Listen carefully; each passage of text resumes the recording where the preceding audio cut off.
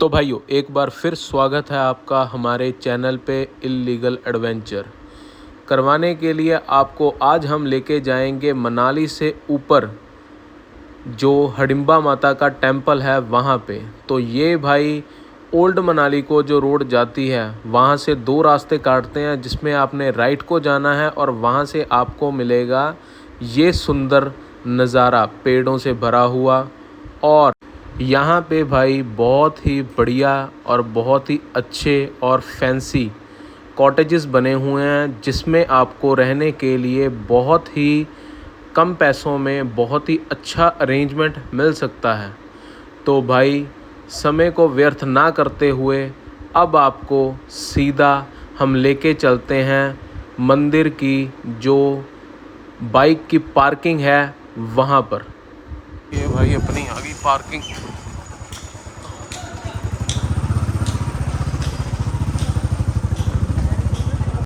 तो ये भाई पार्किंग से हमने जैसे ही गेट को पार किया तो भाई अंदर क्या ही नज़ारा था भाई। हरे भरी पूरी ग्रीनरी हो रखी थी और पीछे एक भैया शिलाजीत भी बेच रहे थे मंदिर के बाहर। और ये भाई पेड़ों की लेंथ देखो एक बार आप, बहुत ही बड़ी और बहुत ही अच्छी जो यहाँ की ग्रीनरी थी, देखने लायक थी भाई। तो आगे चलते हैं, अब दिखाते हैं आपको इस मंदिर की जो असल कहानी है जो कि बाहर बोर्ड पे लगी हुई थी। तो ये थी भाई वो कहानी जो यहाँ पे शुद्ध हिंदी में लिखी हुई थी, जिस वजह से इस मंदिर का निर्माण हुआ और जो इसका महत्वपूर्ण कार्य था वो आपको मैं अब आसान भाषा में बताता हूँ। तो ये है भाई हडिम्बा टेम्पल जो 1553 ईस्वी में बहादुर सिंह ने बनवाया था हडिम्बा माता के लिए। तो भाई जो हडिम्बा माता थी उनका जन्म एक महत्वपूर्ण कार्य करने के लिए हुआ था। तो भाई हडिम्बा माता जो थी वो रहती थी अपने भाई हडिम्ब के साथ यहाँ पे। तो भाई हडिम्ब जो था वो बहुत ही बलशाली और बहुत ही यहाँ पे इस क्षेत्र में उसकी पूरी दहशत थी। तो भाई जब मिलन हुआ भीम का और माता हडिम्बा का, तो ये भाई उनके भाई को बिल्कुल भी पसंद नहीं आया। तो उन्होंने सीधा ललकार दिया भीम को कि ये चीज़ मेरे को बिल्कुल पसंद नहीं है। तो भाई काफ़ी दिन तक ये युद्ध हुआ। युद्ध के बाद भीम की हुई जीत पूरी। भीम ने वो युद्ध जीतने के बाद माता कुंती के आशीर्वाद से इनका विवाह माता हडिम्बा का और भीम का एक शर्त पे हुआ कि भाई संतान होने तक जो भीम थे वो माता हडिम्बा के साथ रहेंगे, उसके बाद वो अपने भाइयों के साथ और माता के साथ चले जाएंगे। तो भाई माता कुंती जो थी उन्होंने अपने चारों पुत्रों के साथ भीम को यहीं पे छोड़ दिया और आप आगे निकल गए। तो भाई एक साल बाद उनको संतान का वरदान मिला जो कि था पुत्र, जिसका नाम रखा गया घटोत्कच। तो भाई जो घटोत्कच था उसका जो जन्म था वो एक विशेष कार्य को संपन्न करने के लिए हुआ था, जो कि महाभारत में उनका जो बहुत बड़ा एक रोल रहा है। जब कर्ण ने अचूक शस्त्र छोड़े थे तो भाई उस शस्त्रों को बलिदान दिया था घटोत्कच ने अर्जुन की जान बचाने के लिए। तो भाई इस बलिदान के बाद भगवान कृष्ण ने उनको वरदान दिया था कि ये बलिदान आपका हमेशा याद रखा जाएगा और आपकी पूजा की जाएगी। तो भाई फिर ये मंदिर की स्थापना हुई। यहाँ पे बहुत मान्यता है यहाँ की माता हडिम्बा की, उनको भी वरदान मिला श्री कृष्ण जी से। तो भाई यहाँ पर फिर तपस्या की थी हडिम्बा माता ने, अपना राक्षसीय रूप जो उनका था जैसे वो पैदा हुई थी उसको त्याग कर कड़ी तपस्या के बाद यहाँ के जो ठाकुर वगैरह थे उनको पूरा सफाया करके उनका विंग महिपाल जी को यहाँ का राज सिंहासन सौंप दिया। और भाई इसके बाद जब उनका जन्मदिन आता है माता हडिम्बा का मई में, तो भाई यहाँ पे विशाल रूप में मेला लगता है और कुल्लू में बहुत बड़ी मतलब कि उत्सव की तरह मनाया जाता है। तो ये थी भाई यहाँ की मान्यता और यहाँ की कहानी माता हडिम्बा की और घटोत्कच की। तो भाई प्रणाम है इस जगह को।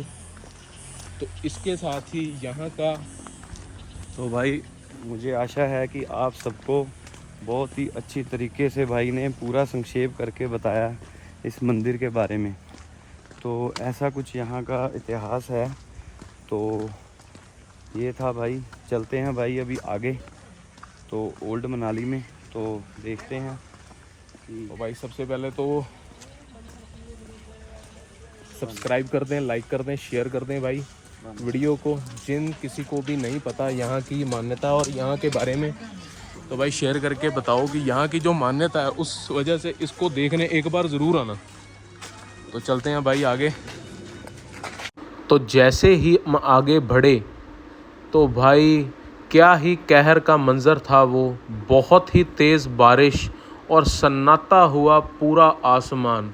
एक तरफ था आसमान और दूसरी तरफ ये पानी की बूंदें जो लगातार कैमरे के ऊपर पड़ रही थी। इंतज़ार था तो सिर्फ अपनी मंजिल का, जिसके बिना हमारा भी सफ़र अधूरा था। तो भाई यहाँ पे पहुँच चुके थे हम। जो यहाँ की ये रिवर है, तो भाई बहुत ही तेज़ फ़्लो था यहाँ का और बहुत ही शानदार नज़ारा था, क्योंकि आसपास में जो होटल बने हुए थे बहुत ही ज़्यादा बढ़िया और रिवर साइड कैंपिंग के लिए बहुत ही ज़्यादा आकर्षक थे, जो कि अपनी ओर खींच रहे थे अपना ध्यान। तो भाई एक बार फिर से कैमरा साफ़ करके आपको दिखा देता हूँ यहाँ का व्यू ओल्ड मनाली का। तो भाई ये है वो ब्रिज जिसको पार करके हम ओल्ड मनाली में एंटर होने लगे थे।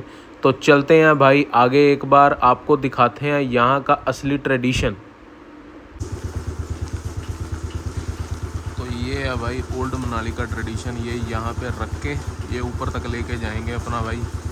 ये देखो भाई लकड़ी के घर बनते हैं ना ज़्यादा, तो ये लकड़ी मंगवाई होगी तो बहुत मुश्किल से भाई लेके जाते हैं ऐसे सामान, ऊपर तक लेके जाएंगे ये। तो भाई इस अंकल की मेहनत देख के मैं तो चकाचौंध रह गया कि इतनी बड़ी बड़ी ये जो बिल्डिंगें ओल्ड मनाली में बनी हुई हैं, तो भाई क्या ही इसमें गजब की मेहनत लगी होगी और कैसे ही बनाई होंगी। तो भाई यहाँ पे देखो ये दुकानें अभी तो बंद पड़ी थी, पर आगे एक कैफ़े है। कैफ़े बहुत ही ज़्यादा बढ़िया और बहुत ही ज़्यादा अपनी ओर आकर्षित करने वाला था। तो ये भाई एक बार कैमरा साफ़ करके मैं आपको यहाँ का कैफ़े दिखाता हूँ। बहुत ही शानदार और ज़बरदस्त कैफ़े यहाँ पे बना हुआ था। तो भाई कभी भी आएँ ओल्ड मनाली में तो यहाँ पे इस कैफ़े पे ज़रूर आएँ। तो ये देखो भाई कैफ़े बना हुआ बड़ा बढ़िया सा। तो भाई आगे चलते हैं और जानते हैं इस ओल्ड मनाली की जो प्राचीन कहानियाँ और जो ये प्राचीन ये बना हुआ है पूरा गांव। ये है भाई मनाली की वो वादियाँ जिस वादियों में लोग बहुत कम आते हैं। अनोखा 108। तो इन अंकल जी से एक बार बात करते हैं। पहले यही था ना मनाली, न्यू मनाली बाद में बना। अच्छा, कितने साल पहले मतलब वो मनाली बना, जो नया मनाली बना? वो याद है। तो पहले असल मनाली यही होता था जो लोग आते थे। पुरानी मनाली है ना। तो जैसे ही हमने अंकल जी से उनकी जवानी के समय में ये मनाली का हाल पूछा तो ये मंद मंद मुस्कुराने लगे। तो भाई ऐसे ही बातें ये सिलसिले चलते रहे बातों के, यहाँ पे खाने पीने के और यहाँ पे घूमने के। तो अंकल जी से अब हम पूछने वाले थे एक बात कि यहाँ से जो रास्ता काटता है, जो हमें पता लगा था कि यहाँ से पलचन को भी एक रास्ता जाता है और भाई आगे सोलांग को भी एक रास्ता काटता है। तो भाई अंकल जी से पूछते हैं एक रास्ता है रोड तो आगे निकलता है इधर। वो पीछे गांव और भी गांव है ना, बहुत पीछे बहुत गाँव। हाँ, विशाल है, नाग है, बुरवा है। बुरवा, विशाल, नाग, सोलिंग है, सोलिंग वैली, सोलांग वैली। तो ये रास्ता भी जाता है सोलांग के लिए? हाँ हाँ, ये पुल है ना नीचे, हाँ, वहाँ से सीधे जाएगा ओली साइड से। एक कहते हैं ओल्ड मनाली से भी जाता ना पलचन के लिए रास्ता? वो ये है ना, बाकी इधर नहीं है। अच्छा, इधर नहीं, इधर बना। वो वहीं से ही है। यहीं यहाँ तो पीछे जैसे ये बाढ़ वगैरह आई थी, यहाँ तो कोई नुकसान नहीं हुआ? यहाँ नहीं हुआ, ऊपर बचाने में हुआ। ऊपर पहचान में हुआ है ना।